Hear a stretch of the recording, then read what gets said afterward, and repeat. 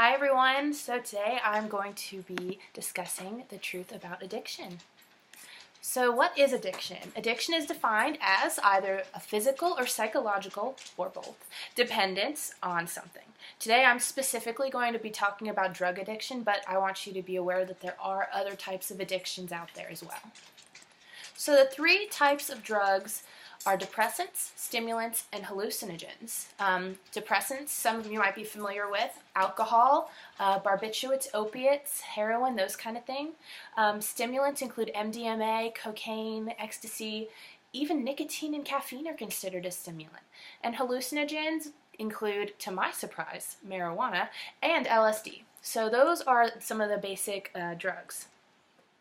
So the reason I wrote this speech today, I was struggling with addiction. I didn't really struggle with an addiction, but I was arrested a year and a half ago for possession of marijuana.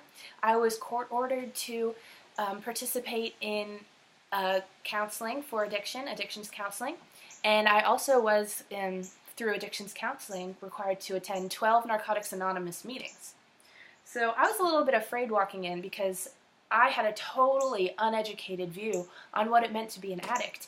I was so blinded and so naive to what it meant to be an addict, and I can't discuss the things that we discussed in Narcotics Anonymous because it is Narcotics Anonymous, a group dedicated to remaining anonymous and a safe place for people to go.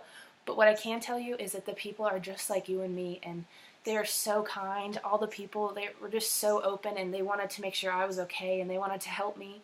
Even though I don't consider myself an addict, it was just a very welcoming group of people. And then I felt really bad because my whole mindset before had been, they stuck the needle in their arm, it's their problem, not mine.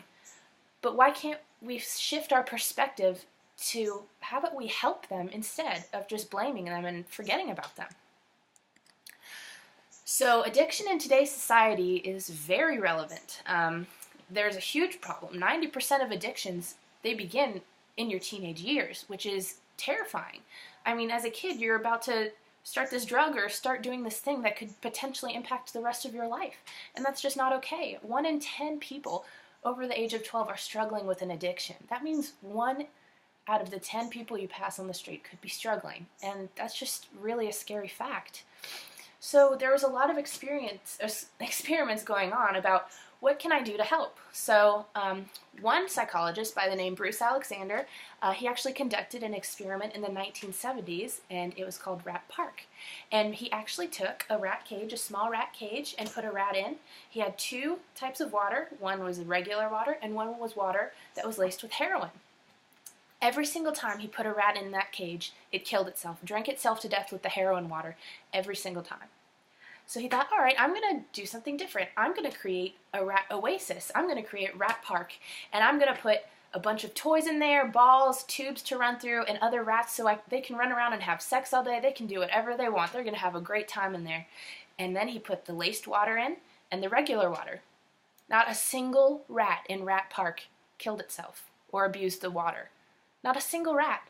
Isn't it amazing what connection can do? Just by having that community, the rats did not kill themselves. They didn't even go near the water. Hardly. They hardly went near the water. But they're just rats, right? Wrong. Actually, the Vietnam War was going on at the same time, and it's actually a very close correlation, believe it or not. So 20% of troops in Vietnam were using heroin. It was a very bloody war, everyone knows. It was not somewhere you wanted to be. It was not a happy place. And people were really scared back in the United States that there would be a heroin epidemic once the troops got back home because they thought there would be heroin junkies walking all around the streets. But to their surprise, when they did return home, 95% of them had quit cold turkey upon arriving home. It is like they had been taken out of their rat cage, which was the Vietnam War, and put back into their Rat Park, which was their community and home in America, what they were used to.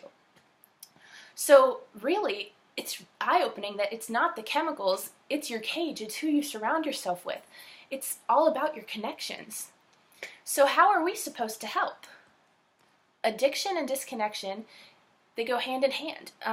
You don't have to be an addict to realize we are a very disconnected society now. We have smartphones, we don't pay attention to each other, we don't listen to each other, we don't speak to each other. We live in our own little cage, sort of, in a way. And that's really making a huge disconnection between us as a society. Also, instead of helping the addicts, we outcast them. We literally throw them in jail cells. We literally throw them into a rat cage. We do exactly what we're not supposed to do. We take away their benefits. We blame them. We just don't help at all.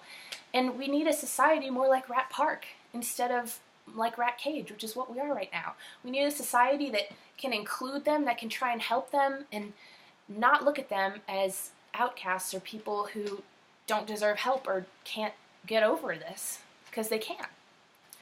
Together we can. As a society, we have been approaching this all wrong for far too long, and I think if we just educate and inform people on how to help addicts, I think more people will be on board, and I think it'll really change the lives of a lot of people struggling with addiction. We can help the lives of so many people. We just have to start with ourselves, and we need to become more connected as a society, and we need to start caring about the things that matter again, like the lives of people who are being affected by addiction. If there's one thing that you can take away from this speech that I'm giving today, I really just want you to think about this. The opposite of addiction is not sobriety, but the opposite of addiction is connection, and that is so important to know and to help and to just have a heart and realize we can help these people. We just have to start with ourselves. Thank you so much for listening, and have a good day.